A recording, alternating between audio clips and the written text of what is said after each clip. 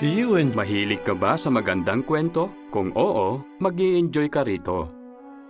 Ang A People for Jehovah's Name na nasa punong tanggapan sa Warwick ay hindi lang isang museum tungkol sa kasaysayan. Ito ang makabagong panahong kwento ng mga taong gustong makilala ang tunay na Diyos at gawin ang kalooban niya.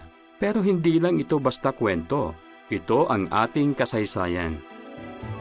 Balikan natin ang kapanapanabik na mga pangyayari noon. Ikukwento ito ng iba't ibang gallery na madadaanan ninyo. Simulan natin sa dekada ng 1870, nang ipasya ng isang maliit na grupo sa Allegheny, Pennsylvania na muling suriin ang Biblia. Sinabi ni C.T. Russell, "Ang lahat ng doktrina ng sangkakristyanuhan ay nakabatay raw sa Biblia, pero nagkakasalungatan ng mga ito. Posible kayang hindi na ituturo ng tama ang Biblia?" Habang natututo sila, lalo silang nananabik na sabihin yon sa iba. Kaya noong 1879, inilathala nila ang Science Watchtower. Di nagtagal, ang mga mambabasa ay nanindigan sa katotohanang natututuhan nila. Pakinggan nyo to. Ito ang gusto kong sabihin sa inyo. Malaya na ako. Pinalaya ako ng katotohanan. Sa araw na ito, pinatalsik ako sa simbahang Baptist, kaya nag-iisa ako sa laman, pero hindi sa espiritu. Nakilala sila bilang mga estudyante ng Biblia at di nagtagal, naisip nila na dapat marinig ng lahat ng tao ang mabuting balita. Pero paano may papangaral ng maliit na grupong ito ang mensahe ng Biblia sa buong mundo? Nilibot nila ang buong US at ang iba't ibang bansa para makita kung paano pa mapapalawak ang pangangaral.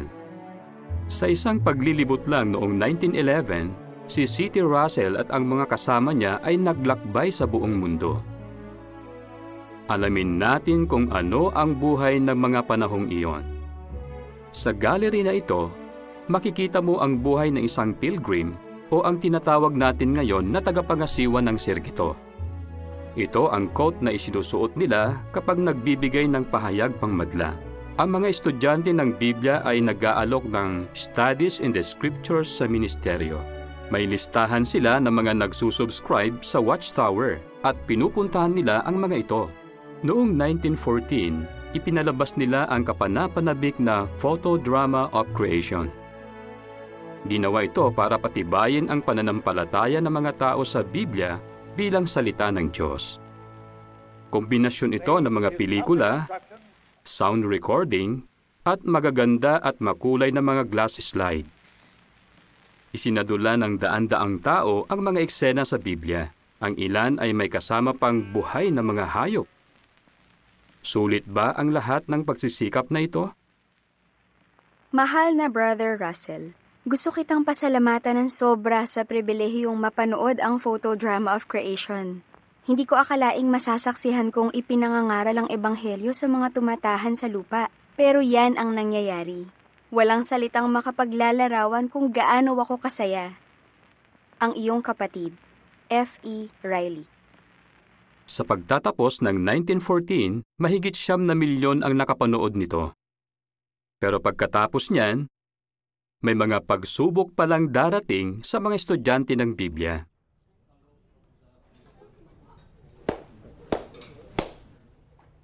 Nagwakas na ang panahon ng mga hintil.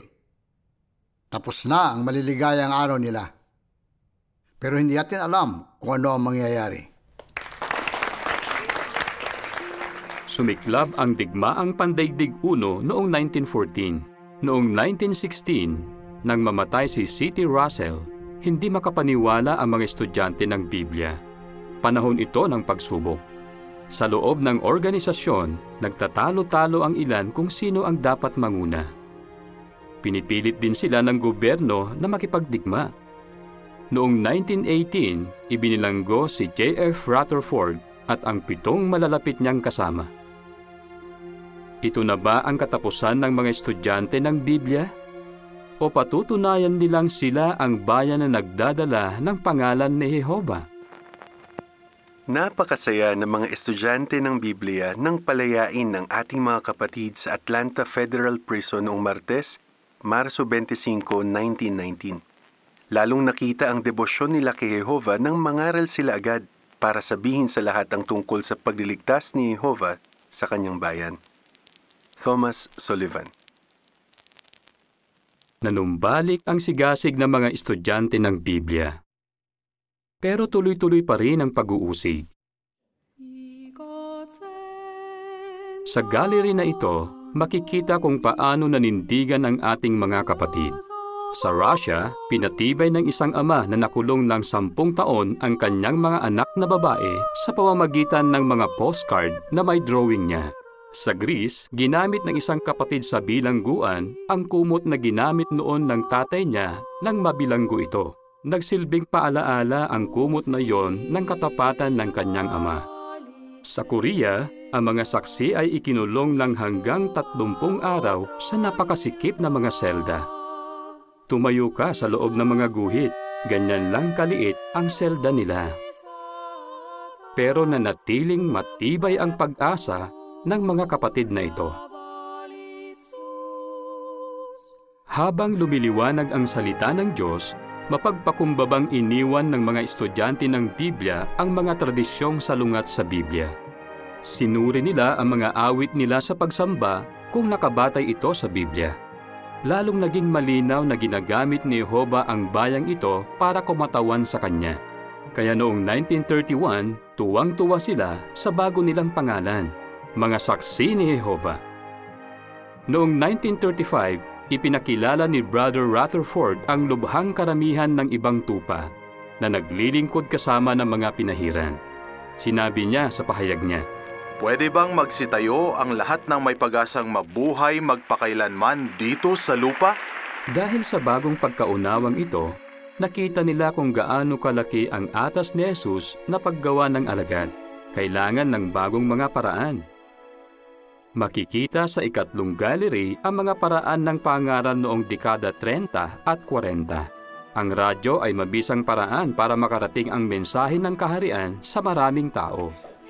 Ginamit din nila ang malalaking ponografo na tinatawag na portable transcription machines na may mga loudspeakers sa ibabaw ng mga sound car. Ipinaparinig ng mga kapatid ang nakarecord na mga pahayag saan man maraming tao.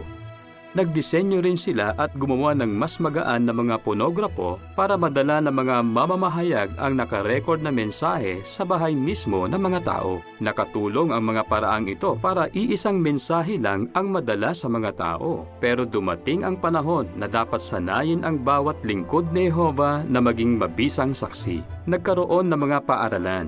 Sinanay ng Course and Theocratic Ministry ang mga mamamahayag sa kongregasyon at sinanay ng Bible School of Gilead ang mga misyonero para ipangaral ang mabuting balita sa buong mundo.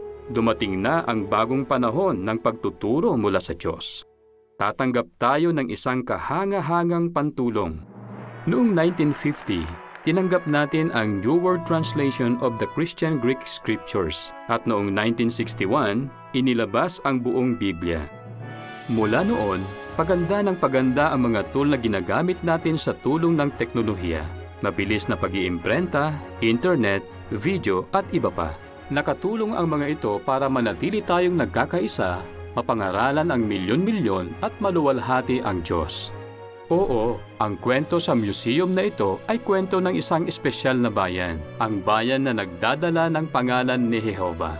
Pero ang tanong, ano ang may dadagdag mo sa napakagandang kwentong ito? Story.